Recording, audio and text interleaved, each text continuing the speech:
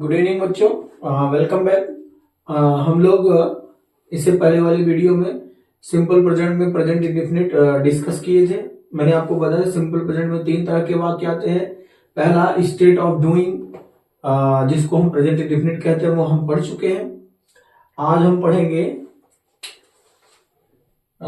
हम पढ़ेंगे simple present state of being, जिसमें बताया जाता है कि कोई किसी वस्तु के बारे में, किसी व्यक्ति के बारे में या किसी स्थान के बारे में, उसके गुण अवगुण के बारे में बताया जाता है। वो हम बताएंगे। पहले वो सिर्फ प्रेजेंट इंडेफिनिट जो हमने खत्म किया है, उसमें इंट्रोगेटिव सेकंड में WH टाइप में कुछ विशेष वाक्य बनते हैं, उनको देख लेते हैं। यही बता देता है, वही रूल हर वाक्य में लगेगा। जैसे पहला रूल है, जब हु प्रश्नवाचक शब्द के रूप में प्रयोग होता है तो वही वाक्य का कर्ता बन जाता है। अतः इनके बाद वाक्य में कोई और कर्ता नहीं आता। चलो एक वाक्य देखते हैं सिंपल प्रेजेंट इंडेफिनिट में ही। जैसे तुम्हें कौन पढ़ाता है। देखो, हु किसकी अंग्रेजी है? कौन की। जब वाक्य में कौन आएगा बेटा ना, यही कौन हमारा ना। अच्छा ये बताओ, इंट्रोगेटिव फर्स्ट या सेकंड? इंट्रोगेटिव सेकंड है ना, क्योंकि प्रश्नवाचक शब्द कहाँ आया है? कर्ता के बाद आया है। अब इसका जब हम ट्रांसलेशन करने लगेंगे तो अभी तक आपने जो स्ट्रक्चर लिखा था उससे अलग स्ट्रक्चर लगेगा। कैसे? अभी तक जो स्ट्रक्चर था वो क्या था? आपने WH लिखा, उसके बाद आपने क्या लगाया? डू या डज लगाया। उसके बाद आपने क्या लिखा? सब्जेक्ट लिखा। उसके बाद वर्ब का फर्स्ट फॉर्म लिखा, ऑब्जेक्ट लिखा, अदर वर्ड लिखा और साइन ऑफ इंट्रोगेशन। ये हमारा अब तक का सिंपल प्रेजेंट में या प्रेजेंट इंडेफिनिट में WH टाइप का स्ट्रक्चर था। लेकिन जब कौन आ जाएगा तो स्ट्रक्चर बदल जाएगा। स्ट्रक्चर में क्या परिवर्तन करना है? जैसे मैंने आपको बताया कि जिस वाक्य में, यह मैंने लिखा ना, जब हु प्रश्नवाचक शब्द के रूप में प्रयोग होता है तो वही वाक्य का कर्ता बन जाता है। मतलब जब ये WH वर्ड आपको पहले लिखना है, इसकी जगह पर आप क्या लिखोगे? हु लिखोगे। तो जब हु आ गया जिसके बाद कोई कर्ता नहीं आएगा तो हमको इतनी चीज की जरूरत ही नहीं पड़ेगी। ये ठीक है। जब वाक्य में कौन आएगा तो स्ट्रक्चर ये हो जाएगा। आप हु लिखोगे, हु के बाद वर्ब का फर्स्ट फॉर्म, इसमें यस या ईएस लगाओगे। उसके बाद सीधा सीधा ऑब्जेक्ट लिखोगे, अदर वर्ड लिखोगे, साइन ऑफ इंट्रोगेशन। चलो इस वाक्य का ट्रांसलेशन कर देते हैं। तुम्हें कौन पढ़ाता है? कौन की अंग्रेजी क्या लिखा आपने? हु। उसके बाद वर्ब क्या है? टीच। लास्ट में क्या है? CS, तो क्या लगेगा? ES। Who teaches. उसके बाद ऑब्जेक्ट क्या है? तुम्हें, यू। Who teaches you. ये ट्रांसलेशन हो गया, हु टीचेज यू। हु हमारा प्रश्नवाचक शब्द है, यही कर्ता हो गया। उसके बाद अब हमें कोई सब्जेक्ट नहीं मिलने वाला है, डू डज प्लस सब्जेक्ट हटा देंगे। क्या हो जाएगा? वर्ब का फर्स्ट फॉर्म लिखे, वर्ब के फर्स्ट फॉर्म में एस या एस लगाना है, क्योंकि हु को हमेशा सिंगुलर ही माना जाता है। Who teaches you. अगर ऐसे वाक्य है तुम्हें कौन कौन पढ़ाता है, तब आप हु टीच यू हो जाएगा। वहां पर हु को क्या मान लिया जाएगा? प्लूरल मान लिया जाएगा। तुम्हें कौन कौन पढ़ाता है, मतलब बहुत सारे लोगों के बारे में पूछा जा रहा है, तब यहां पर आपको बस एक परिवर्तन करना है, हु टीच यू हो जाएगा। टीचेज यू नहीं लिखना है। चलो एक एग्जांपल और देख लेते हैं।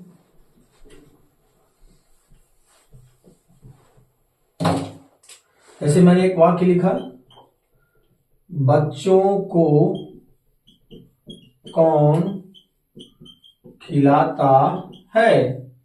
तो टेंस कौन सा है? ता है, ती है, ते है, आया। तो कौन सा है? प्रेजेंट इंडेफिनिट है। बच्चों को कौन खिलाता है। अब ट्रांसलेशन करते हैं। प्रश्नवाचक वाक्य हमारा, और कौन सा ये सेकंड वाला है, क्योंकि कौन कहाँ आया है, वाक्य के बीच में आया है।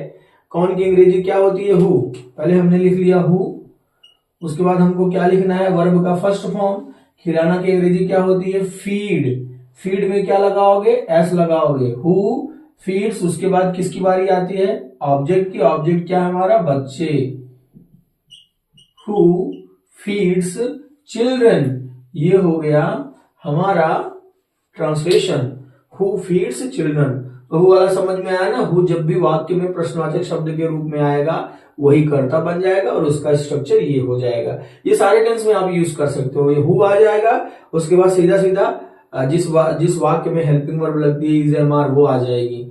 उसके बाद सब्जेक्ट हमको नहीं ढूंढना है, इज एम आर के बाद सीधा वर्ब लिखना है, सब्जेक्ट नहीं आएगा। चलो हम हर वाक्य में बताते रहेंगे आपको, सॉरी हर टेंस में बताते रहेंगे। अब दूसरा रूल क्या था, पहला तो ये था हु वाला, दूसरा क्या था, दूसरा था हाउ मच। हाउ मच मतलब कितना, और ये countable noun, sorry uncountable noun के लिए यूज होता है। दूसरा हाउ मेनी, इसका भी अर्थ होता है कितना, ये काउंटेबल नाउन के लिए यूज होता है। उसके बाद विच और हुज। विच मतलब कौन सी, और हुज मतलब किसका या किसकी। ठीक है, ये प्रश्नवाचक शब्द जब आएंगे तो इनसे जुड़ी संज्ञा भी तुरंत लिख दी जाएगी। हाउ मच, हाउ मेनी, विच या हुज प्रश्नवाचक शब्द के रूप में जब आएंगे तो इनसे जुड़ी संज्ञा भी इनके तुरंत बाद लिख दी जाती है। ठीक है, ये चार प्रश्नवाचक शब्द। ठीक है, how much, how many. How much कब लगाएंगे, जब न गिनने वाली कोई ना संज्ञा हो, जैसे तुम कितना पानी पीते हो, कितना के बाद क्या आया, पानी। पानी को गिना नहीं जा सकता, अब वहां कितने की अंग्रेजी क्या हो जाएगी, हाउ मच। ठीक है, अब हाउ मेनी कब लगाओगे, जब हाउ कितना के बाद कोई ऐसी संज्ञा है जिसको हम गिन सकते हैं, जैसे तुम कितनी किताब पढ़ते हो, तो क्या हो जाएगा, हाउ मेनी बुक्स हो जाएगा। यहां पर किताब गिनी जा सकती है, इसलिए कितने की अंग्रेजी क्या हो जाएगी, मेनी। चलो एक एग्जांपल में देख लेते हैं। पहले स्ट्रक्चर इन सब का लिख लेते हैं। स्ट्रक्चर सबके लिए ये होगा, चाहे हाउ मच आए, हाउ मच या हाउ मेनी आए, चाहे विच आए, चाहे हुज आए। ठीक है, उसके बाद तुरंत आपको क्या लिखना है, नाउन लिखना है। उसके बाद आपको क्या लगाना है, डू या डज लगाना है। उसके बाद सब्जेक्ट लिखना है। उसके बाद वर्ब का फर्स्ट फॉर्म, ऑब्जेक्ट और अदर वर्ड, और अंत में क्या लिखना है, साइन ऑफ इंट्रोगेशन। ठीक, हाउ मच आए या हाउ मेनी आए, चाहे विच आए, चाहे हुज आए, उसके बाद तुरंत नाउन लिखेंगे, तब जाके डू डज लगाएंगे। और ये डू डज इस नाउन के अकॉर्डिंग नहीं होगा। ठीक है, किसी किसी केस में होता है, वो मैं अभी बताऊंगा। अभी डू डज किसके अकॉर्डिंग आपको लगाना है, सब्जेक्ट के अकॉर्डिंग। एक दो एग्जांपल देख लो, आपको समझ में आ जाएगा। जैसे तुम कितना पानी पीते हो, तुम कितना पानी पीते हो। चलो इसका ट्रांसलेशन करते हैं। ताहती है, ते हैं, ते हो आया है, तो ये कौन सा टेंस है, प्रेजेंट इंडेफिनिट है। ट्रांसलेट करते हैं, यहां कितना की अंग्रेजी क्या हो जाएगी, हाउ मच। पहले लिख लिया हमने हाउ मच। हाउ मच के बाद क्या लिखना है, नाउन। देखो कितना के बाद कौन सा नाउन है, पानी। इसको हमने लिख लिया हाउ मच वाटर। उसके बाद डू या डज लगाना है अकॉर्डिंग टू सब्जेक्ट। सब्जेक्ट क्या है तुम्हारा, सब्जेक्ट हमारा क्या है, तुम। तुम प्रेजेंट में क्या होता है, प्लूरल, मैंने सुबह बताया था। तो यहाँ डू डज में क्या लगेगा, do. How much water, do. Do के बाद सब्जेक्ट, सब्जेक्ट क्या हो गया, you. How much water do you. उसके बाद क्या लिखना है, वर्ब का फर्स्ट फॉर्म। वर्ब का फर्स्ट फॉर्म क्या है, ड्रिंक। ये हो गया हमारा translation. How much water do you drink, तुम कितना पानी पीते हो। चलो एक एग्जांपल और देखते हैं, हाउ मेनी वाला।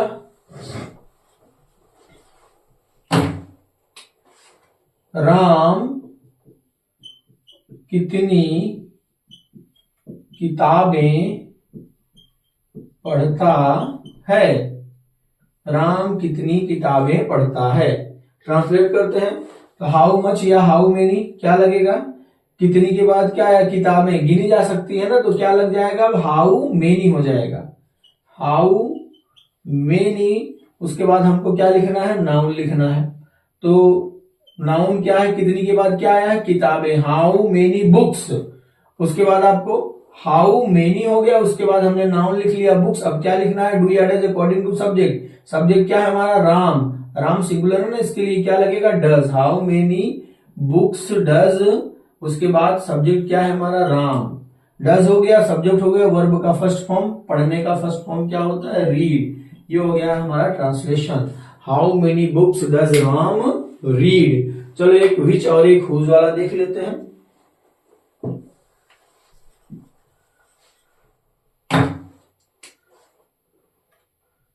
तुम कौन सा विषय पढ़ते हो। तुम कौन सा विषय पढ़ते हो, देखो कौन सा आ गया ना, अब इसकी अंग्रेजी क्या हो जाएगी, विच। चलो ट्रांसलेट करते हैं। हमने क्या लिखा, विच। विच के बाद इससे जुड़ी संज्ञा, कौन सी जुड़ी की संज्ञा होगी, कौन से के साथ कौन सा जुड़ा है, विषय। तो हम लिख लेंगे विच सब्जेक्ट। उसके बाद हमको क्या लगाना है, डू या डज लगाना है अकॉर्डिंग टू सब्जेक्ट। सब्जेक्ट हमारा क्या है, तुम के लिए क्या लगेगा, do. Which subject do you. उसके बाद वर्ब का फर्स्ट फॉर्म, पढ़ना क्या हो गया, रीड।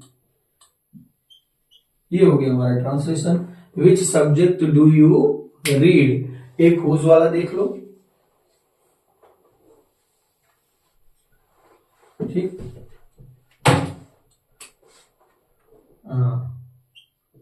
मोहन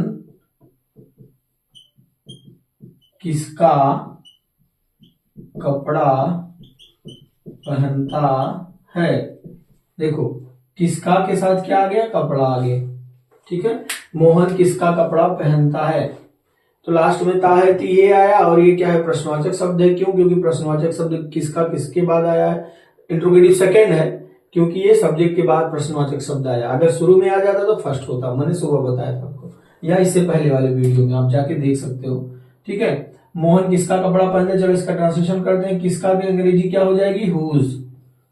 हुज हो गया। हुज के बाद हमको क्या लिखना है, नाउन। किसके साथ कौन सा नाउन जुड़ा है, क्लॉथ्स।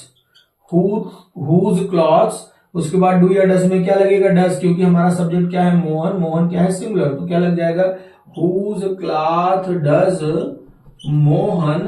उसके बाद वर्ब का फर्स्ट फॉर्म, वर्ब का फर्स्ट फॉर्म, वर्ब क्या है, पहनना। पहनना की अंग्रेजी क्या होती है, वेयर।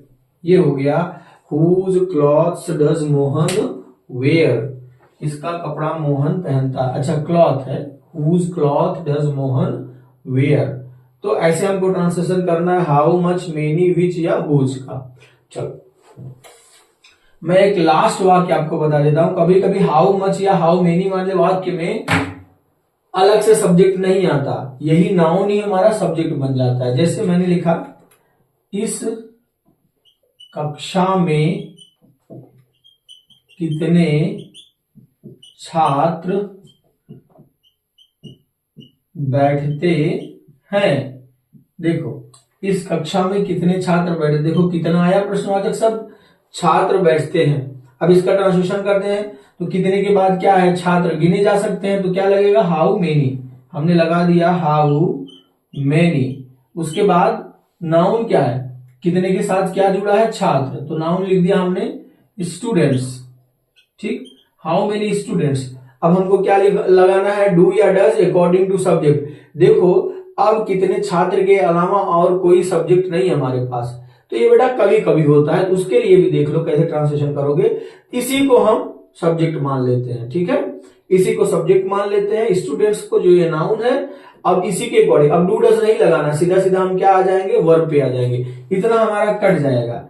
अब हमको डू या डज प्लस सब्जेक्ट नहीं लिखना है, सीधा सीधा हम क्या लिखेंगे, वर्ब का फर्स्ट फॉर्म।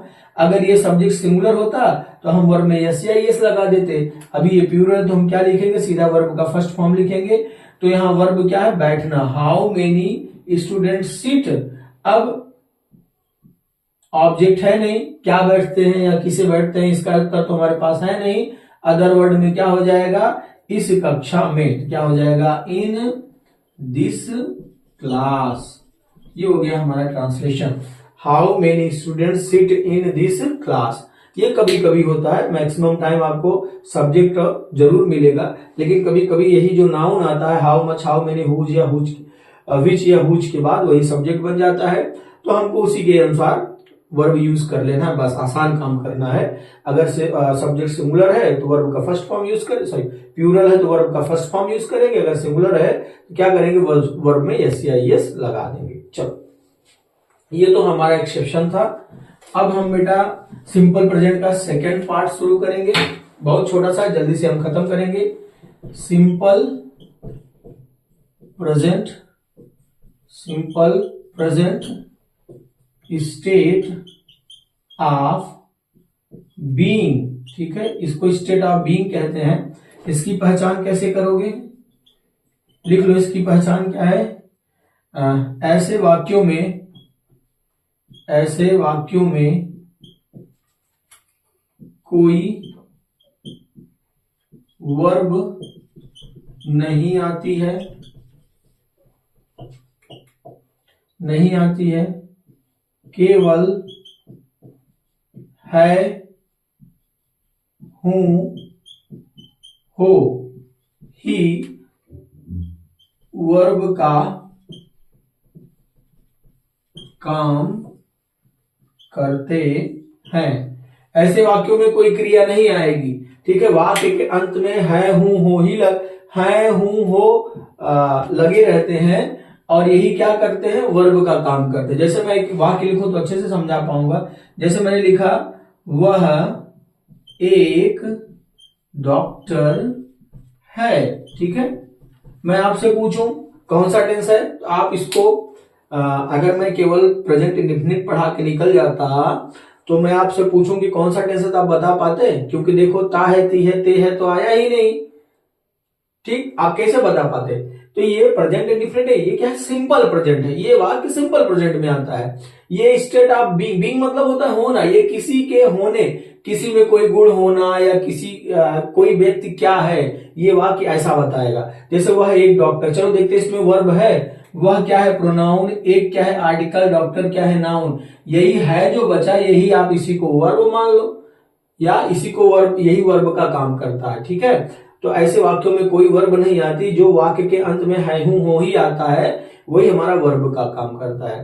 तो ऐसे वाक्यों की पहचान आप कर लोगे आराम से। अब चलते हो, चलो इसका ट्रांसलेशन कैसे करेंगे। सबसे पहले हम अफर्मेटिव का बताते हैं आपको, एकदम आसान है, कुछ करना नहीं है। अफर्मेटिव में पहले क्या करना है, मैंने आपको सुबह बताया है। अफर्मेटिव क्या होता है, ऐसे वाक्य जिनमें कोई जानकारी दी जाए, सामान्य सी सूचना दी जाए। उसके लिए स्ट्रक्चर क्या होगा, सबसे पहले सब्जेक्ट लिखना है। सब्जेक्ट सिंगुलर है तो इज लगाना, आई है तो एम लगाना, अगर प्लूरल है तो आर लगाना। उसके बाद अब वो आएगा नहीं, क्या कहते हैं, वर्ब तो आएगा नहीं, सीधा सीधा हम क्या लिखेंगे, अगर कोई एडजेक्टिव आया है, एडजेक्टिव लिखेंगे, उसके बाद नाउन लिख देंगे। एडजेक्टिव के बाद नाउन लिख देंगे, अगर कुछ बचता है तो अदर वर्ड में चला जाएगा। ये आपका अफर्मेटिव का स्ट्रक्चर हो गया। चलो एक वाक्य ट्रांसलेशन करते हैं। जैसे अभी मैंने वो लिखा था ना, वह एक डॉक्टर है। चलो इसका ट्रांसलेशन करते हैं। तो वह की अंग्रेजी क्या हो जाएगी, ही। अब ही क्या है, सिंगुलर, तो क्या लगेगा, इज, ठीक। उसके बाद एडजेक्टिव आया है, मतलब एडजेक्टिव का मतलब क्या होता है, विशेषण, ठीक है। इस नाउन को अच्छा डॉक्टर, बुरा डॉक्टर, ऐसा कुछ तो आया नहीं। एडजेक्टिव वाला पार्ट हम क्या करेंगे, छोड़ देंगे। आगे बढ़ते हैं। अब हमें क्या मिला, noun, he is a doctor. ये हो गया हमारा ट्रांसलेशन, ठीक। एक और एग्जांपल देखते हैं। मैं एक छात्र हूं। अब देखो इसमें भी क्या है, कोई वर्ब नहीं है, यही हूं ही हमारे वर्ब के रूप में बच रही है ना। तो ये हमारा क्या है, simple present state of being है। इसका ट्रांसलेशन करते हैं। सबसे पहले हमको क्या लिखना है, सब्जेक्ट। सब्जेक्ट क्या है, मैं की अंग्रेजी क्या हो जाएगी, आई। आई के साथ क्या लगेगा, एम, आई एम, उसके बाद अच्छा बुरा ऐसा कुछ तो है नहीं, तो एडजेक्टिव है नहीं, सीधा सीधा हम ए लिखेंगे। उसके बाद किसकी बारी आती है, नाउन की। नाउन हमारे पास क्या है, छात्र, इसकी अंग्रेजी क्या हो जाएगी, student. I am a student. चलो अब एक आर वाला देख लेते हैं। वे बुरे बच्चे हैं। अब इसका ट्रांसलेशन कर देते हैं। तो सब्जेक्ट क्या है, वे की अंग्रेजी क्या हो जाएगी, दे के साथ क्या लगेगा, आर, क्योंकि प्लूरल है। अब देखो एडजेक्टिव आ गया ना, बुरे की अंग्रेजी क्या होती है, बैड। उसके बाद एडजेक्टिव के बाद क्या लिखना है, नाउन। नाउन क्या है हमारे पास, बच्चे। दे आर बैड चिल्ड्रेन, ये हो गया हमारा ट्रांसलेशन। ये अफर्मेटिव का हुआ। चलो हम देख लेते हैं अब निगेटिव कैसे बनाएंगे। कुछ करना नहीं है, इसी से निगेटिव बना लो। इज एम आर और एडजेक्टिव के पहले क्या लगा लेना है, नॉट। ठीक है, ये एडजेक्टिव का मैंने शॉर्ट फॉर्म लिखा, एडीजी। अब ये निगेटिव हो गया, ये निगेटिव का स्ट्रक्चर हो गया। ठीक, ये निगेटिव का स्ट्रक्चर हो गया। चलो एक वाक्य देख लेते हैं। जैसे मेरे पिताजी अध्यापक नहीं हैं। ठीक है, मेरे पिताजी अध्यापक नहीं हैं। अच्छा, निगेटिव सेंटेंस की पहचान कैसे करोगे, ये नहीं जरूर आएगा। ठीक है, अगर नहीं आएगा तो आप जान लेना वो नेगेटिव है। अब देखो इसमें कोई क्रिया है, मेरे पिताजी, ये क्या हो गया, मेरे क्या है, एडजेक्टिव है, पिताजी क्या है, नाउन है, अध्यापक भी नाउन है, नहीं तो इसको एडवर्ब बोलते हैं। उसके बाद है, हूं ही बचा हमारा वर्ब। इस तरह से ये क्या है, simple present state of being है। चलो, इसलिए मैंने आपको बताया था बेटा ना कि स्टेट ऑफ डूइंग जिसको हमने सुबह पढ़ा या पिछली वीडियो में पढ़ा, जिसको प्रेजेंट इंडेफिनिट कहते हैं, और स्टेट ऑफ बीइंग जो अभी पढ़ रहे हो, इसमें अंतर क्या है, उसके अंत में ता है, ती है, ते है आता है, और इसके अंत में ता है, ती है, ते है नहीं आएगा, केवल है, हूं, हो ही आएगा। इसलिए इसको हम किसके अंतर्गत रखते हैं, सिंपल प्रेजेंट के अंतर्गत 3 वाक्य रखते हैं। वो पहला पढ़ चुके हैं, दूसरा यहां पढ़ रहे हो। इसका ट्रांसलेशन करते हैं। तो मेरे पिताजी, माई फादर, ये हमारा क्या हो गया, सब्जेक्ट। अब ये सिंगुलर है तो क्या लग जाएगा, इज। उसके बाद हमको क्या लगाना है, नहीं आया तो क्या लगाएंगे, नॉट। उसके बाद हम ए लगाएंगे। उसके बाद हमारे पास एडजेक्टिव है। देखो इस वाक्य में एडजेक्टिव है, नहीं है, सीधे सीधा हम नाउन पे आ जाते हैं। नाउन क्या बचा, teacher. My father is not a teacher. ये हो गया हमारा ट्रांसलेशन निगेटिव वाला। ठीक, चलो इंट्रोगेटिव वाला कर लेते हैं। इंट्रोगेटिव वाला कैसे करोगे, पहले स्ट्रक्चर लिख लो। इंट्रोगेटिव मैं फर्स्ट लिख रहा हूं, आप क्या समझ लेना, एस और no type, INTERROGATIVE, interrogative first, या यस या नो, मैं यहां ब्रैकेट में लिख देता हूं, यस या नो टाइप वाला। ठीक, आपको करना क्या है, इसी से निगेटिव से इंट्रोगेटिव फर्स्ट का स्ट्रक्चर बना लो, कुछ करना नहीं है। इस IMR को आगे कर लो, सब्जेक्ट को पीछे लेके जाओ, इंट्रोगेटिव फर्स्ट का स्ट्रक्चर बन गया। चलो कर लेते हैं। ठीक है, इज IMR को आगे ले चलते हैं। हमारा इज एम और आर आगे आ गया, और सब्जेक्ट कहां चला गया, पीछे, और लास्ट में क्या लग गया, साइन ऑफ इंट्रोगेशन। हमारा इंट्रोगेटिव फर्स्ट का स्ट्रक्चर बन गया। ठीक है, इज एम आर अभी किसके अकॉर्डिंग लगाना है, सब्जेक्ट के अकॉर्डिंग, बस इनकी प्लेस बदल गई। चलो एक एग्जांपल देखते हैं। क्या तुम राकेश हो। ठीक है, क्या तुम राकेश हो। देखो इंट्रोगेटिव फर्स्ट की पहचान क्या है, प्रश्नवाचक शब्द कब आएगा, वाक्य के शुरू में ही आ जाएगा। ठीक है, अब चलो ट्रांसलेट करते हैं। सबसे पहले हमको क्या लगाना है, इज एम और अकॉर्डिंग टू सब्जेक्ट। सब्जेक्ट क्या है, यू के अकॉर्डिंग क्या लगेगा, आर। तो हम पहले लिख लिए आर के बाद हमको क्या लिखना है, यू, सब्जेक्ट है ना यू, आर यू। उसके बाद देखो नॉट आया है, नहीं आया तो नॉट छोड़ देंगे, एडजेक्टिव आया है, एडजेक्टिव छोड़ देंगे, सीधा हम पहुंचेंगे कहां, नाउन पर। हमारे पास नाउन क्या है, Rakesh, proper noun, are you Rakesh, are you Rakesh. चलो एक एग्जांपल और देखते हैं।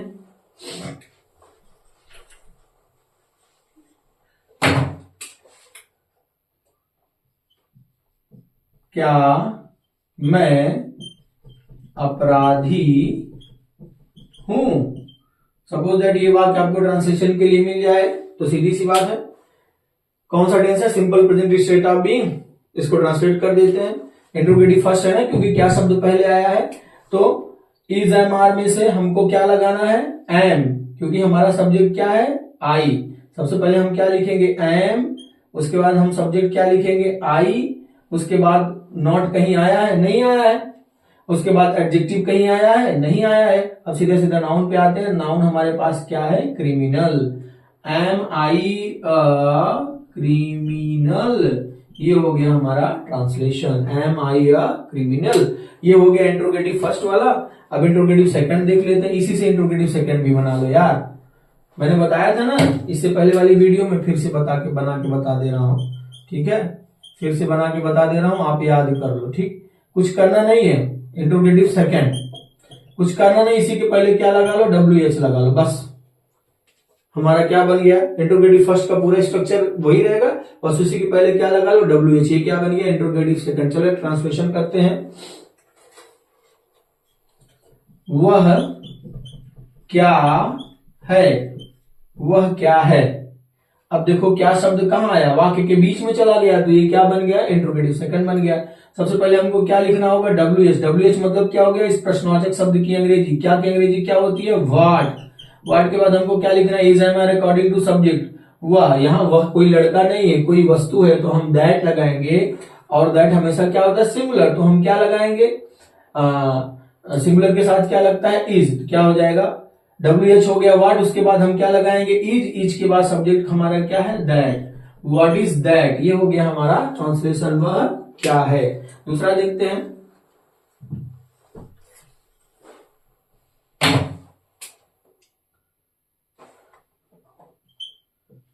तुम्हारा भाई कहां है, तुम्हारा भाई कहां है। देखो अब प्रश्नवाचक शब्द कहां चला गया, वाक्य के अंत में, तुम्हारा भाई कहां है, ये कौन सा है, यही टेंस है। चलो ट्रांसलेट करते हैं। सबसे पहले हमको क्या लिखना है, WH। WH मतलब कहां की अंग्रेजी, क्या हो जाएगा, वेयर। अब इज एम आर में से कोई एक लगाना है सब्जेक्ट के अकॉर्डिंग, सब्जेक्ट क्या है, तुम्हारा भाई। मैंने आपको पहले भी बताया, आज भी जान लो, जब प्रोनाउन और नाउन दोनों मिलकर सब्जेक्ट का काम करे तो हमेशा नाउन के अकॉर्डिंग वर्ब लगाना। यहाँ तुम्हारा योर के अकॉर्डिंग आपको नहीं लगाना है, भाई के अकॉर्डिंग लगाना। तो भाई क्या है, सिंगुलर है ना, तो क्या लगेगा, इज लगेगा, वेयर इज, उसके बाद क्या है, योर ब्रदर,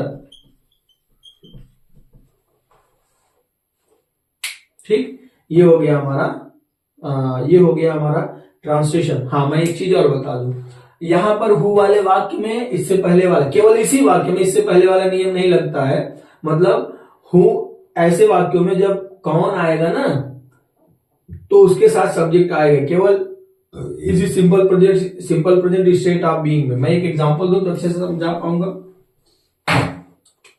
जैसे मैंने लिखा, तुम कौन हो, ठीक है, केवल इसी टेंस के लिए है। यहाँ कौन जो है ना, यहाँ कौन सब्जेक्ट नहीं है, यहाँ पर तुम सब्जेक्ट है। इसका ट्रांसलेशन क्या हो जाएगा, सबसे पहले हम क्या लिखेंगे, हु, WH क्या हो गया, हु, उसके बाद इज एम आर लगाएंगे सब्जेक्ट के अकॉर्डिंग। सब्जेक्ट क्या है हमारा, तुम की अंग्रेजी क्या होती है, यू क्या होता है, प्लूरल, उसके साथ क्या लगेगा, आर, तो इसका ट्रांसलेशन क्या हो जाएगा, हु आर यू। ये केवल इसी टेंस के लिए है, बाकी हर टेंस में वही रूल लगेगा जो मैंने अभी बताया कि हु क्या बन जाता है, कर्ता बन जाता है, केवल इसी टेंस में कर्ता नहीं बन पाता बेचारा। तो simple present state of being यही था बेटा, अच्छे से देख लेना और अच्छे से समझ लेना। नहीं समझ में आएगा तो एक दो बार वीडियो देख लेना, आराम से समझ जाएगा बेटा। Good night, take care.